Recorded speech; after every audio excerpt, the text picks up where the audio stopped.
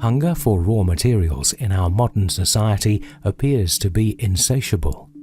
We dig for mineral resources all over the world, from the Jakutan steppes in the east to the Atacama Desert in the west. Diamonds, copper, oil, salt. A life without mining raw materials is hardly conceivable.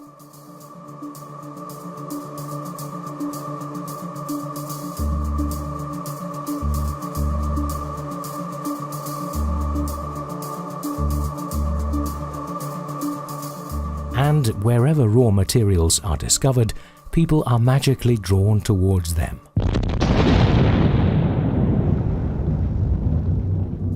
Cities appear out of nowhere, become new home for the miners and their families.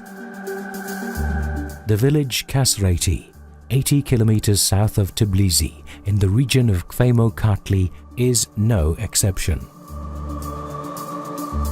Raw materials are traded worldwide, with prices determined by supply and demand. This sometimes leads to serious consequences for communities and for the mining industry.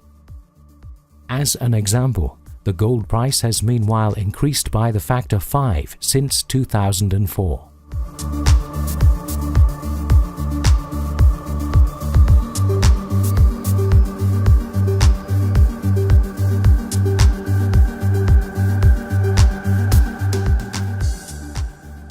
A cemetery within the site of the miners' settlement of Kasreti.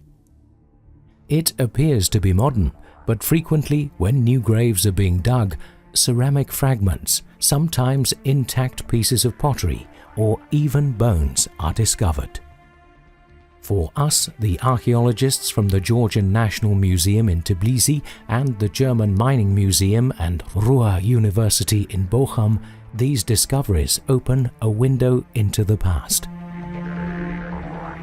The objects discovered are traces from the Kura Araxes culture, whose people lived here more than 5,000 years ago. And another surprise, just a few meters away, directly on the trail. A stone construction and pottery. The archaeological research began. Laboratory analysis of the bones provided fascinating details.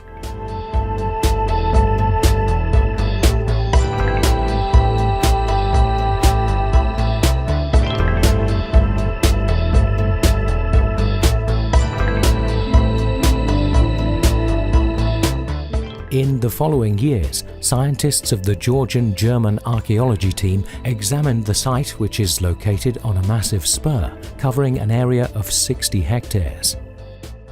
Finding the ancient graveyard, we suspected that people may also have settled here. And we were right. Remains of houses, workshops, possible cult sites and ramparts.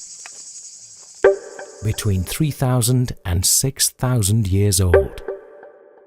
In 2015, another surprise.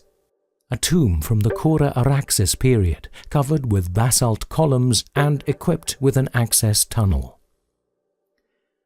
Obviously, it has been used several times. The bones of previous occupants were carefully put aside, creating room for new burials. In spite of the many findings, we do not really know much about how the people lived during this period of time. But there is one thing that we know for sure. Those people were miners. Gold miners. Not far from this settlement, the Sakdrisi Hill, the place where the German-Georgian archaeologists' teams began their work in 2004. In Sakdrisi, the gold veins reach clear up to the surface.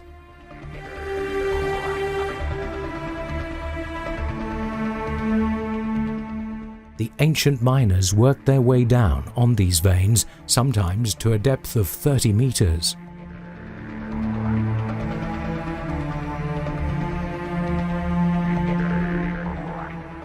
In the 1980s, geologists dug a tunnel in order to investigate the gold mine. A stroke of luck. 20 meters below the surface, they discovered an old mine. The shafts were almost completely filled with mining debris, yet they had still survived the ravages of time.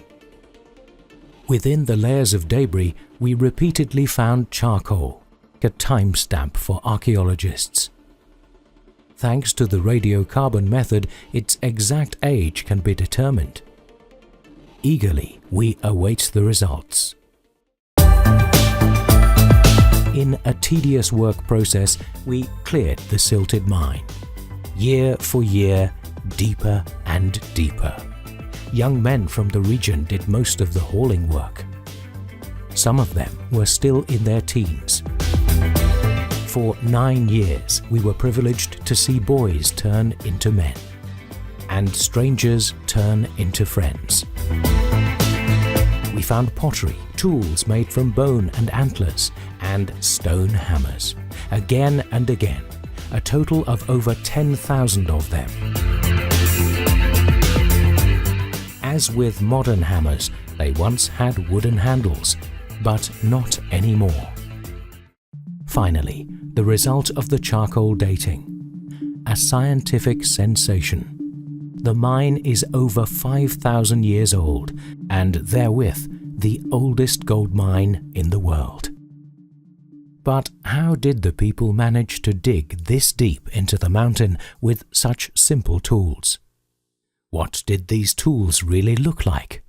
How effective were they, and how much gold did the mines yield?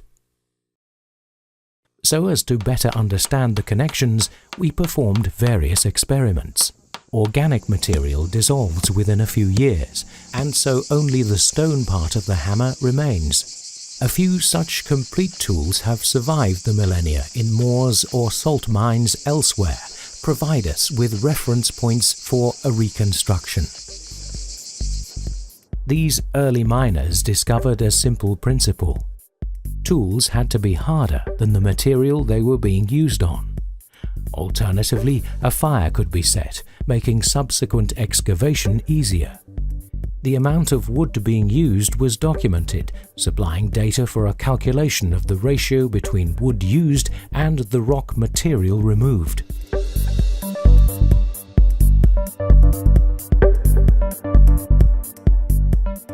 Crushing and grinding of the ore is called preparation.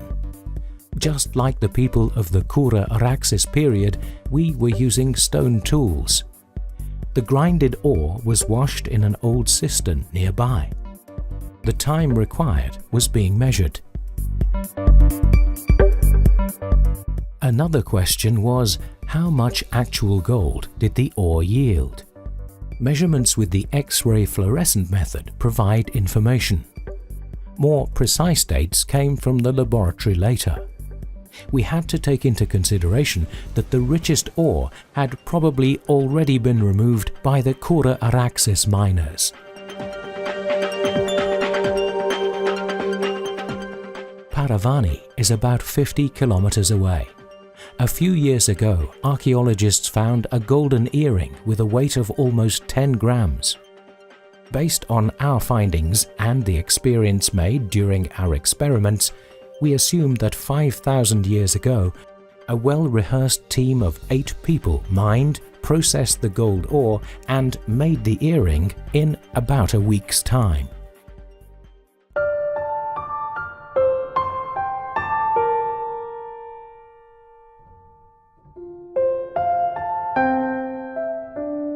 In order to preserve and protect this unique cultural heritage, in 2006 the Sakdrisi Hill was declared a National Georgian Cultural Monument. 8 years later, in March 2014, this protection was to be finally lifted. On Friday, 12th of December 2014, approval was granted for its removal and the bulldozers moved straight in. We only have sketchy information about the beginnings of mining in Sakdrisi. It all began at some point in time roughly 5,500 years ago. However, we know exactly when it met its end. And with that, one thing became painfully clear. Everything that has a beginning has an end.